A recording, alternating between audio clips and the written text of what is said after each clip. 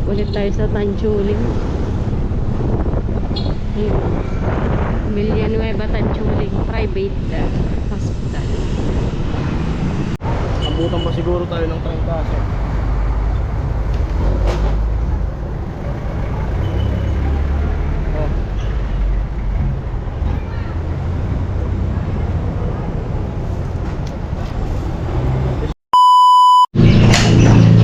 Ayan mga kaparin Jason. Good morning, good morning. Good morning to all viewers, to all sponsors. Good morning po sa inyo lahat. Yan. At ako lang dito. Si Bianan. Si Ami, saka yung anak ko, si Baby, ay nandun sa kabilang barangay. Kasi may ano sila. May, ano tawag nito? May parid. Yan. Hinatid ko kanina. Maaga kami gumising namin, mga alas 3:30 gising na. Nagano na ng almusal kasi dapat alas 7 nandun sa school dun sa kabilang barangay. At ako naman nag-aantay ako ng text sa akin kasi sabi dun sa hospital mag-antay lang daw ng text ng PCSO. Tapos may isisend ako sa kanilang code dun sa hospital para maka-line up kami.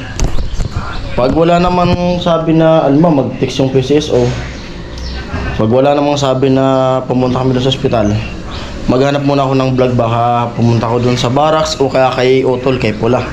Malagantay-antay lang ako ng text ng PCSO. Ayan po, sana panoorin nyo yung vlog na hanggang dulo. Kung makapunta tayo doon sa bahay o makapunta kami ni Ami doon sa, sa Iriga. Ayan. Alright.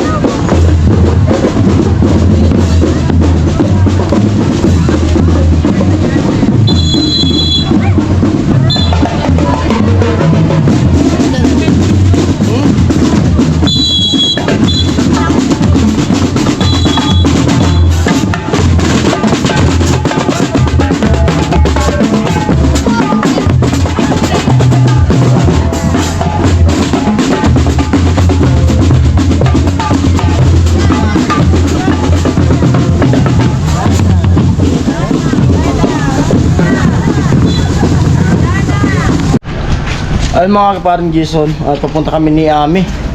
Time check natin ngayon ay alauna. At siyempre maraming salamat sa mga nag-tune in kanina sa live at sa nagpakulay. Thank you po. Si Kuya Born, salamat. At sa mga silent viewers, siyempre sa lahat ng mga sponsor. Maraming salamat po sa inyo lahat.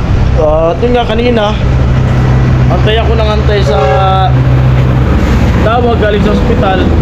Kasi yung PCSO nag-text na sa akin, itinext sa akin yung code.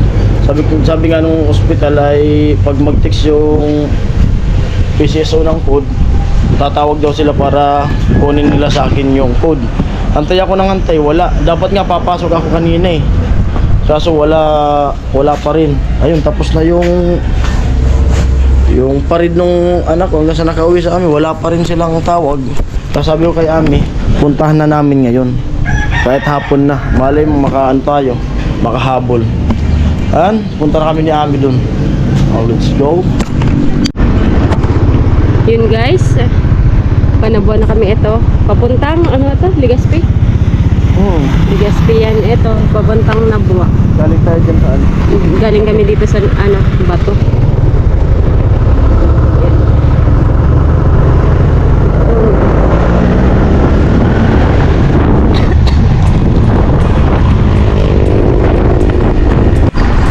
At yun, nagsimula na ang ulan. Umuubo pa. Na ang ulan. Babasaan na tayo. Pero dun sa dun sa atin, diba? Medyo maayos naman ang panahon dito, maulan na.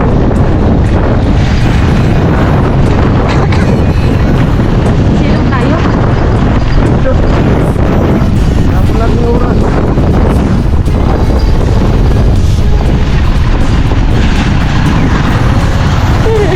Antok pa ako Nagising ako kasi 5. Kasi 7:30 yung karin ni Bebe. Alas 3, gising na ako. Saan ka gumising? Ha? 5 yun. Alas 3, ginigising kita. Nag-aalam yung cellphone. Hindi yun alas 3. Alas 3. Ano mong ginigising kita? Alas 3. Ba yun alas 5 nilagay? Alas 3, nag-aalarm. Tapos na-trip ako. Pagka-trip ako, isang nalapas.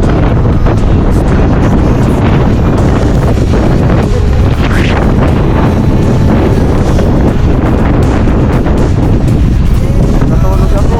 12:30.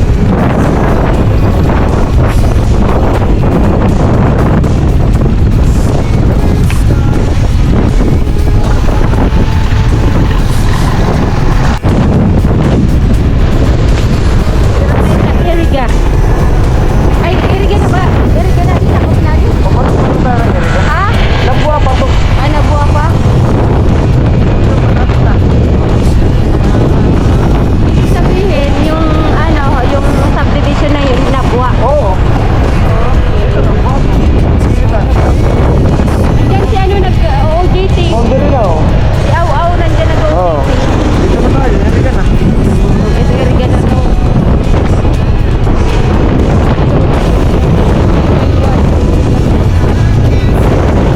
Malapit na tayo sa dati tuloy.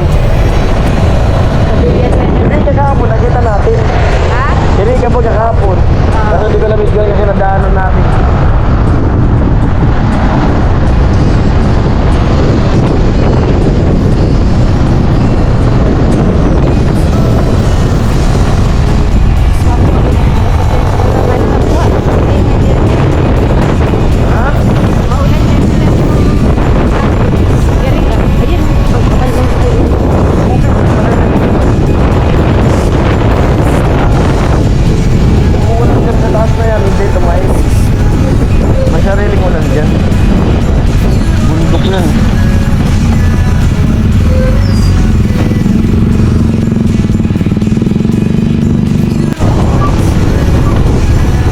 Balik ulit tayo sa Tanchuling. Villanueva Tanchuling Private Hospital.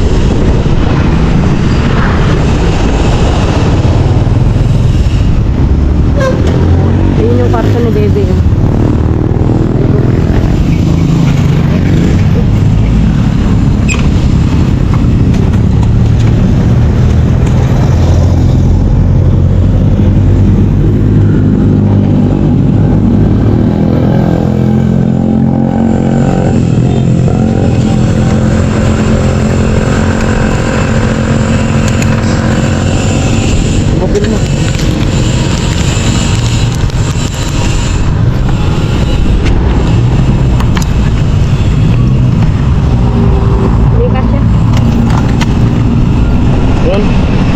Nandito na kami at papasok na kami.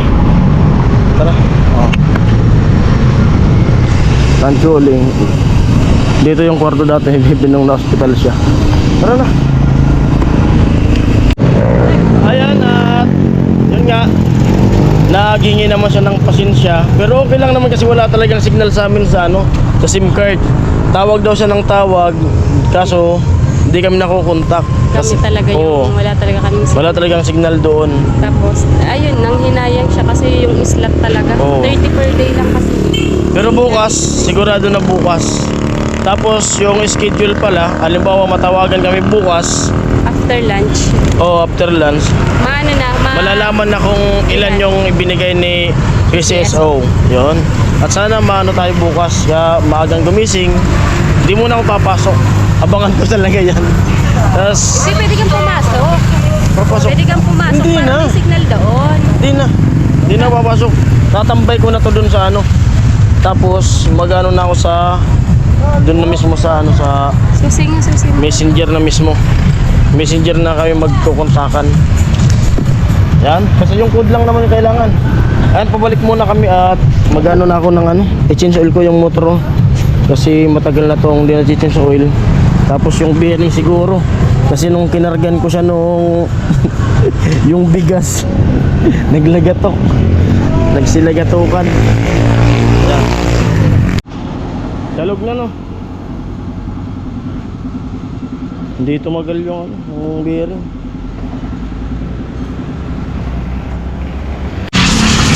Ayun, hubs na pala yung problema ng motor. Hubs na. Yan, balik na lang ulit. Saka na pag may budget na.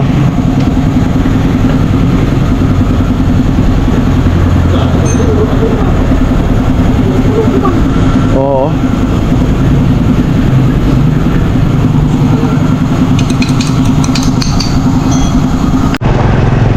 Ayun, papunta na kami ng Bato ni Ami para magpa-interview dun sa ano yun? Sa PhilHealth. Doon sa City magpapa-interview kami para sa PhilHealth niya. Yung agency. Yung motor di ko pinaayos. Dami na i-change ko sana kaso ipapaano ko yung makina. Pwede pa naman. Tapos papalit sana ako ng bearing, yung hubs pala yung sira na. Papalitan din. Saka pagpalit na lang. Kaya pa naman gamitin.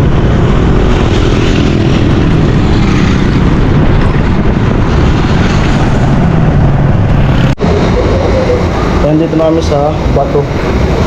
Magpapa-interview sa amin sa PhilHealth.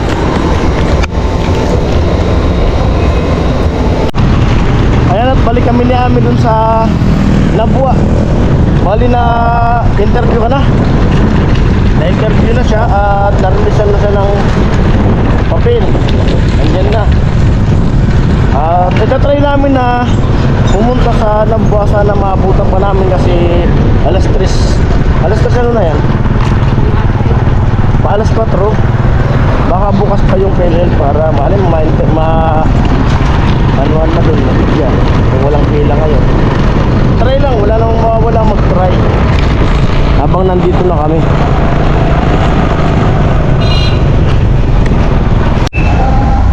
Nandito na kami sa Nabua. Yan yung PhilHealth.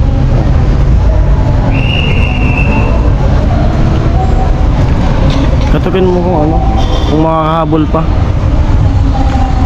yung sa munisipyo ng Nabua. Kasi yung PhilHealth dito.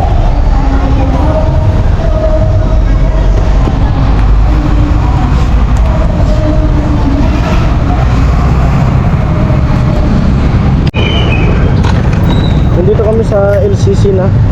At naipasa na namin yung dun sa PhilHealth. Kaso sinabihan siya na balikan na lang bukas para daw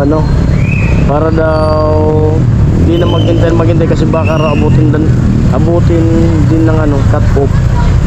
Bali nakapila na yung papel. Babalikan na lang namin bukas para daw din na magantay kasi kung abutan ng cut off kasi mag-alas 5 na sayang nung pag-antay, makapal pa yung papel na tinatawag nila. Dito ko sa harap ng LCC na buwa. Si Ami doon sa South Star, bumibili ng gamot doon, South Star. Bumibili siya ng gamot na pang higas sa ilong niya.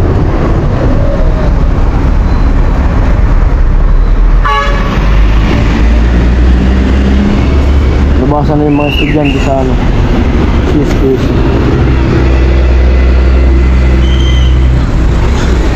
Mag-alisin ko na ako. Mga estudyante.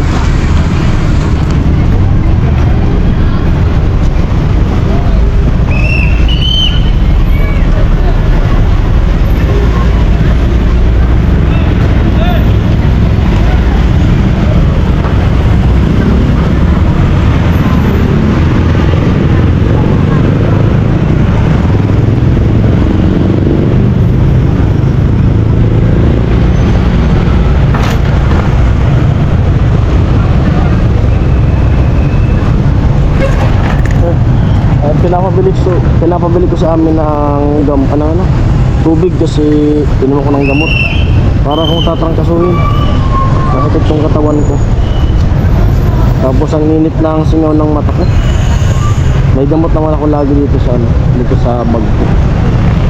Pinapabili ko sa ng tubig para inuman tayo ng gamot.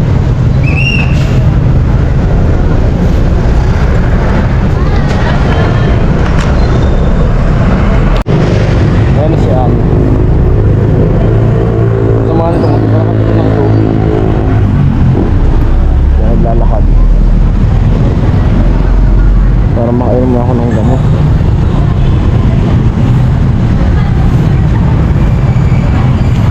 Ano? May tubig? Tubig. Inom ako. Ikaw, inom ka na rin. Soda na lang. Ha? Baking soda.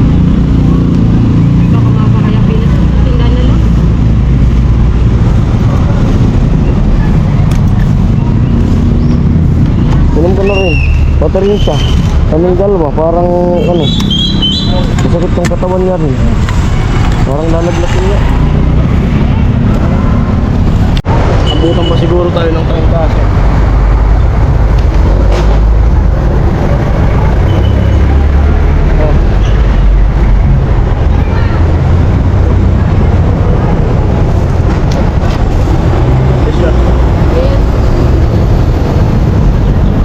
Paracetamol. Bakit? Paracetamol to. Inom mo.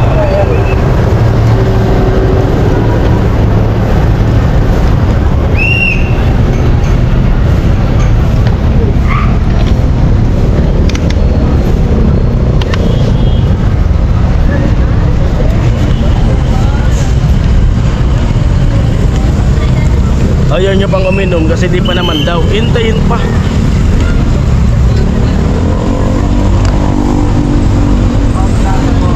Ilang nga ba ng pila? Nararamdaman ko na eh. Na parang magkano tayo. Mainit yung singaw ng mata ko. Tara na. Hapon na. Ay mga kaparing Jason, at nakauwi na kami ni Ami. At pahinga na. Time check natin ay 6:16, alas 6:16. Medyo okay na yung pakiramdam ko na nakainom ng gamot.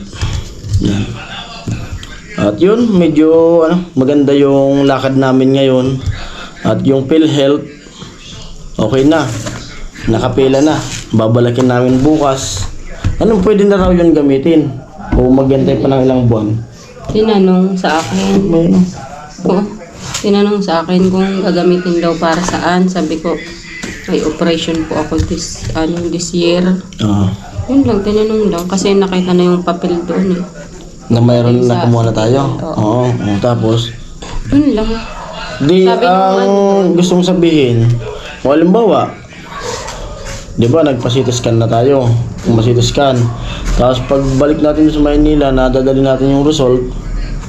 Tapos baka biglang schedule na operahan ka na sunod na buwan, Pwede nang gamitin. Magagamit na yun yung PhilHealth. Oo, na-activate na. Activate na, okay. Kasi, Kasi yun. At yung ano naman, yung nilalakad nga namin dun sa PCSO. Kasi bala ko sana kung matatagalan pa, kumbaga sariling pera na lang sana namin para mas mabilis. Kasi kung mag-antay pa ng schedule. Pero tinanong ko kanina, mabilis pala. Kumbaga, halimbawa bukas, pag may ano na yung code ng PCSO, malalaman bukas kung magkano yung ibibigay ng PCSO kanya. so, Tapos, kung alimbawa, no, kasi Biyernes bukas, no? ha? Biyernes, malalaman din kaagad daw kung kailan yung CT scan. Hindi, Ta- ang sabi, di ba magsisend ng code. Kaya nga yung code. After lunch, doon na makikita kung magkano yung masishare ng PCSO. Tapos doon, pagkatapos nun, pag naalam na natin, magtatanong na tayo doon kung may Schedule. kung nung hapon na yon, bukas ng hapon, kung may madaming schedule, Kinabukasan. hindi tayo masisitiskan. Tapos yun, doon na. No. Malalaman. Tapos yung result, kinamagan din. Kinamagaan yung result. Kung alimbawa, Kinabukasan. alimbawa, masitas ka siya ngayon, kinabukasan yung result makukuha. Oo. Kaya yun nga, kasi kaya nga kami lumalapit sa mga ganyan-ganyan kasi yun, update ko na rin kayo sa natanggap ko nung naka-challenge na 130 plus yung natanggap ko. Nakailang balik-balik na kami kasi doon talaga yung nakalaan. Kaya nga masaya ako noon na nakasali ko sa challenge at siyempre napakasaya ko na nandun yung suporta nyo kasi wala naman ibang kumbaga pagkukuhanan ng ng pangpagamot sa kanya. Doon talaga yun. Kaya naglalakad kami sa mga ganyan-ganyan na pwedeng malapitan kasi yung natitira doon ay nasa 20 na lang yung natitira doon sa 130. 20 na lang kasi ilang Maynila na kami, check up. Pamasahe pa lang, 5K yung nauubos namin. Pagkain pa. Kaya yun. Ito lang naman, ikwento ko lang. I-update ko kayo kung magkano na lang yung natitira. Kaya napagpasyahan namin na yun nga, yung mga malapit-lapitan na PCSO, tapos yung PhilHealth, inasikaso namin. Para kumbaga yung mga babayaran sa ospital makabawas-bawas tayo. Yun. Kumbaga yung syempre kahit paano may nagpapaabot ng tulong.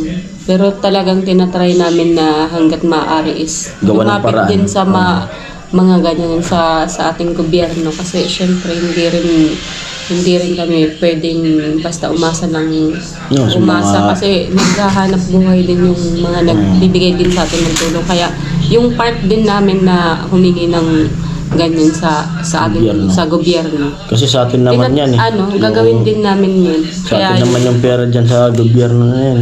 Tapos yun, ginagawan din namin po ng paraan na ganun may lalakad-lakadin. Kasi yun naman din po talaga ang obligasyon po namin para yun kumbaga sa atin tawag doon makakamenos makakalis sa mga kasi yung limbawa yung may magbibigay sa atin is mapupunta na sa ibang part ng pagkagamot kasi yun nga nakakahiya din talaga kaya nagpapabuti. Kaya yun maraming salamat yung mga tumulong sa amin lalong-lalo na simula hanggang nung naoperahan siya. Excuse me po. Kaya hindi ko na kayo pangalanan. Kaya maraming salamat sa inyo. Yun. At kaya gumagawa rin kami amin ng paraan para siyempre yung sabi na nakakahiya na yung mga nagbibigay. Kaya hanggat may paraan na pwede rin lapitan sa mga gobyerno at ginagawa namin para maka-minus tayo. Para yung perang bibitawan sa alimbawa, magastos na namin sa pamasahe, pagkain, gamot, ganun. Yan. Kaya yun, update na lang tayo bukas kung ano naman yung mangyayari bukas, kung masitiskan na o kaya kung ano-ano yung mga mangyayari bukas na tungkol sa paglalakad namin. Kaya ako sana kapag sitiskan na para makabalik na kami sa Maynila, madala na namin para malaman na namin kung kailan yung opera. Tulad nung nag-CT-scan siya nung sa ilong, alam na namin kung kailan babalik na operahan na talaga. Yan. Para, siyempre, dapat bago siya operahan, yung makapagpahinga siya. Kaya yun, pasensya na po sa mga sponsor na, kumbaga, sa Pabay Project na pasok, hindi, pasok na naman. Kasi pag matapos to, asahan nyo, pag matapos na tong gamutan na to, asahan nyo na tulad nung dati na araw-araw ko nandyan sa Pabaya Project kahit linggo, asahan nyo po yan. Siyempre, pag na-operan, papalakasin muna natin tulad nung nakaraan nung pag-opera sa kanya ng ilong. Kaya pasensya na po kayo sa mga viewers, sa mga silent viewers, sa mga anonymous natin, mga sponsor, pasensya na po kayo. Yan. At hanggang dito na lang ang vlog na to. Kasi Umiyaw kami ng gamot uminom ng kanina. gamot. Pero ako okay na. Hindi. Pero Grabe ito, kasi ang, hindi pa. Kasi siyempre, tsaga-tsaga lang. Kahit nilalambig na ako kanina talaga, masakit yung katawan ko eh. Tapos lambig na talaga yung nararamdaman ko. Pero kailangan natin na tiisin para maasikaso natin yung mga Basta pray lang tayo. Sana maging okay yung opera niya ngayon na naman tulad nung nakaraan. Pray lang. At yan, hanggang dito na lang muna ang vlog na to at maraming salamat. Bye bye, love you all. At ingat po kayo palagi. At thank you sa mga patuloy na sumusuporta sa vlog ko. At napakaganda yung result ng mga vlog ko ngayon. At nakikita ko nandun yung suporta nyo. Salamat sa suporta nyo. Ayan, bye bye, I love you all.